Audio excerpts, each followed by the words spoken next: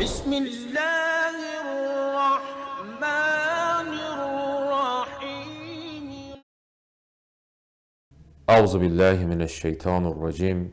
Bismillahirrahmanirrahim. Salam əziz izləyicilər, hər birinizi xoş gördük. Təfsir cələsələrimiz davam edir. Bugün Bələd surəsinin təfsirinə başlayacağıq. Bələd surəsi hansı mövzulardan bəhs edir? Bu haqda biraz izah verək. Bələd surəsi Qur'an-ı Kərimin axır surələrindən hesab olur və bu surə qısa ayəli surələrdəndir və çox məna ifadə edən surələrdəndir. Birinci hissədə bu surənin Allah Teala and içdikdən sonra müqəddəs Məkkə şəhərinə bir sıra insan həqiqətlərə işarə eləyir ki, bu həqiqətlər bu dünyada insanın çətinlikləri və insanın müşkülatla üzbəüz olmasıdır. Bir cəhətdən də işarə eləyir ki, insan gərək özünü bu dünyada çətinliklərə hazırlasın, çətinliklərə qarşı hazır olsun. İkinci mövzu ki, bu surədə işarə olunur, o budur ki, Allah Teala insanlara çox nemətlər veribdir və bəzi insanlar bu nemətlərin qarşısında naşükürdülər və Allah burada bir çox nemətlərini zikr eləyir. Üçüncü hissə ki, bu surənin mənasında rastlaşırıq, cəmaatı iki hissəyə bölür. Əshabul məymənə və əshabul məşmənə. Təbii ki, salih möminlərdən söhbət gedir və onların yaşayış və gələcəkləri təyin olur, axirət aləmləri və ondan sonra kafirlər haqqında bəhs olunur və onlarla məşğul olur və onlar haqqında qısa da olsa bəhs eləyir.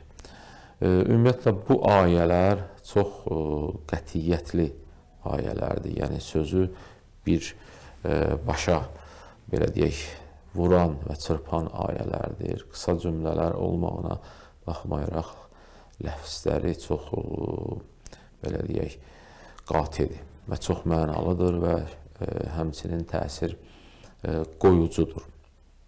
Və bu surənin məna baxımından da bizə görsədir, başa düşülür ki, bu surənin özü Məkki surədir. Və həmçinin bu surə 20 ayədən ibarətdir və biz bugün bu surənin 7 ayəsini inşallah təfsir edəcəyik. Amma bu surənin fəziləti haqqında nə nəql olunubdur?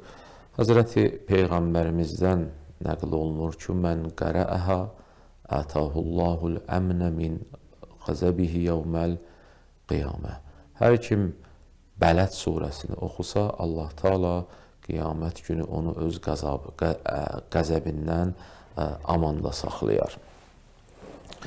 Bu surənin bir hissəsi qiyamətə aid olduğuna görə bunun oxunuşunda qiyamət təsirləri vardır. Və digər hədisdə İmam Sadiq əleyhissalam buyurur ki, hər kim La Uqsimul Bələd surəsini namazdan sonra oxusa, namazda oxusa, dünyada salih insanlardan tanınmış olar, onlarla hesab olar və axirətdə isə Allah məqamında, Allah yanında uca məqama, mənzilətə sahib olar və peyğəmbərlərin, şəhidlərin və salih bəndələrin dostlarından hesab olar. Amma bu surənin özü və təfsiri. Bismillahirrahmanirrahim. La uqsimu bihazəl bələd. And olsun bu müqəddəs şəhərə. Və əntə hillun bihazəl bələd. Və bir halda ki, ya Rasulallah, sən də bu müqəddəs şəhərdəsən. Və validin və ma vələd. Və and olsun ataya və evlada. Ata kimdir, evlad kimdir? İnşallah təfsirdə izah verəcəyik. Ləqəd xələqnəl insanə fi kəbəd. İnsan çətinlikdə yarandı, çətinlik içərisində yaratdıq. Əyəhsəbu ən lən yaqdirə əleyhi əhəd.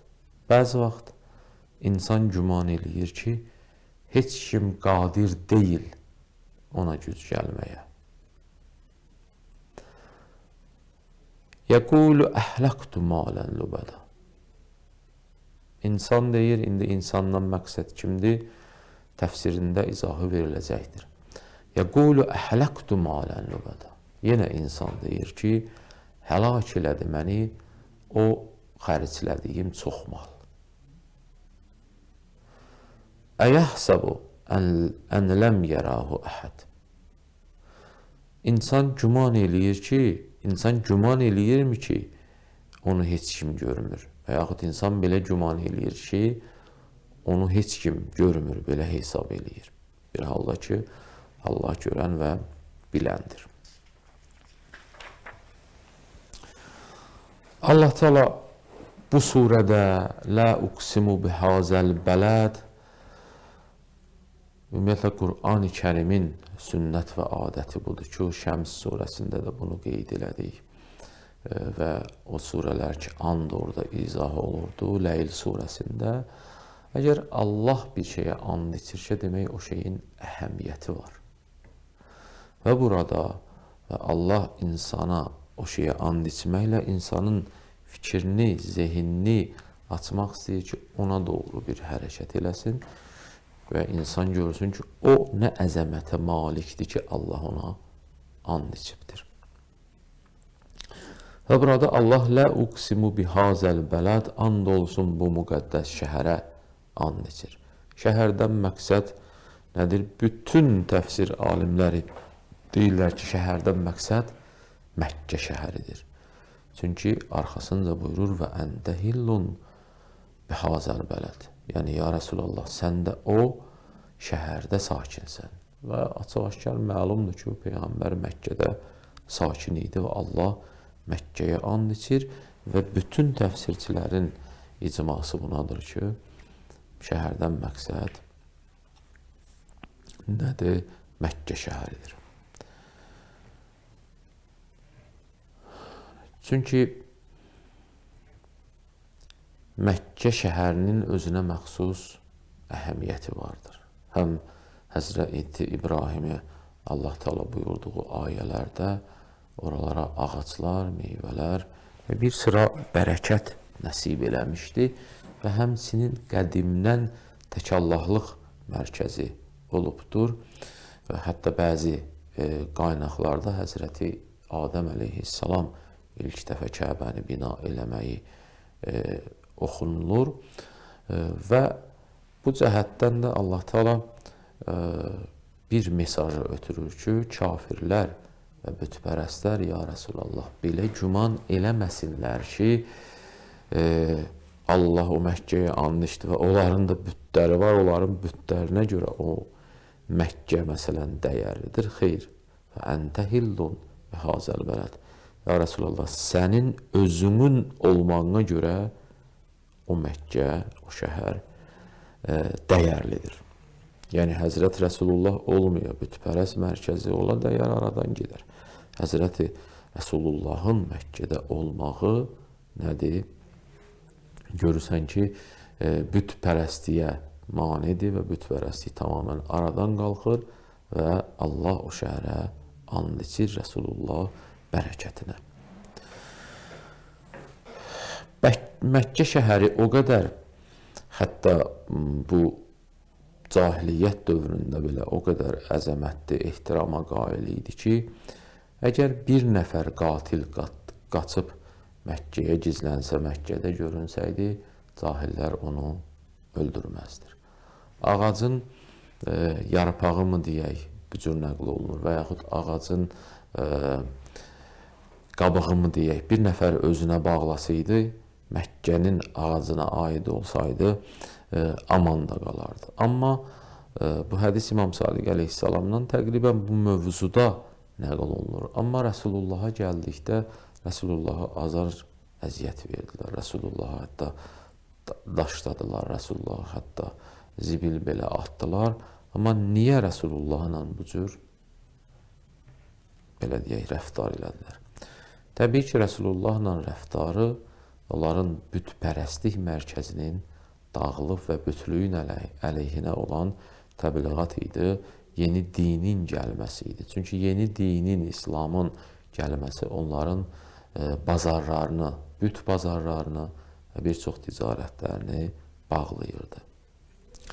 Və digər ayədə, 3-cü ayədə Allah Teala buyurur və validin və ma vələd. Burada Allah and içir ata və oğula. Ki, ata və oğuldan məqsəd kimdir? Atadan məqsəd birinci nəzəriyyə budur ki, Həzrəti İbrahim əleyhissalamdır və oğuldan məqsəd İsmail əleyhissalamdır. Və Məkkəyə anda diqqət eləsək, görürük ki, bu nəzəriyyə, birinci bu nəzəriyyə həqiqətə uyğun nəzəriyyədir və elə bunun özüdür. Niyə? Çünki bir müddətdən sonra ki, Həzrəti İbrahim əleyhissalamdan qabaq Məkkə, Kəbə dağılmışdı. Onu Həzrəti İbrahim əleyhissalam Kəbəni Həzrəti İsmaillə birlikdə bərpa elədi. Və o zamandan da cahil ərəblərin də Həzrəti İbrahim və Həzrəti İsmail əleyhissalama xüsusi hörmətləri var idi və bilirdilər ki, bu tarixi ki, binanı, Kəbəni bina eləyən Həzrəti İbrahim əleyhissalam və oğlu İsmaildir. Və ona görə bu nəzəriyyə ən səhih nəzəriyyədir. Amma bundan başqa da deyiblər ki, ata Həzrəti Adəm və oğuldan məqsəd onun evladları, yəni biz bəndələrik. Üçüncü nəzər olaraq deyiblər, ata Həzrəti Adəm əleyhissalam və onun nəslindən gələn, oğul isə onun nəslindən gələn peyğəmbərlərdir.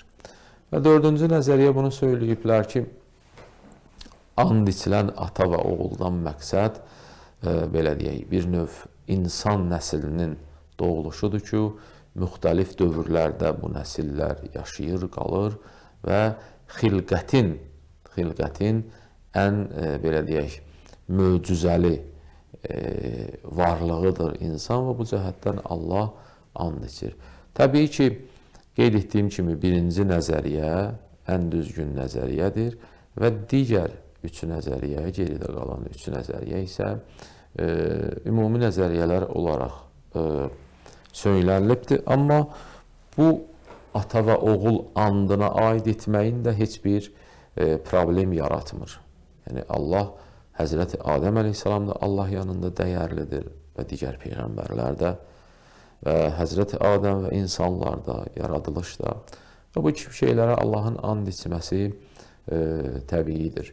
Amma burada məqsəd Həzrəti İbrahim və İsmail əleyhissalamdır ki, onların xüsusi əhəmiyyətini kəsb eləyir, xüsusi dəyərini və kəramətini kəsb eləyir bu adla.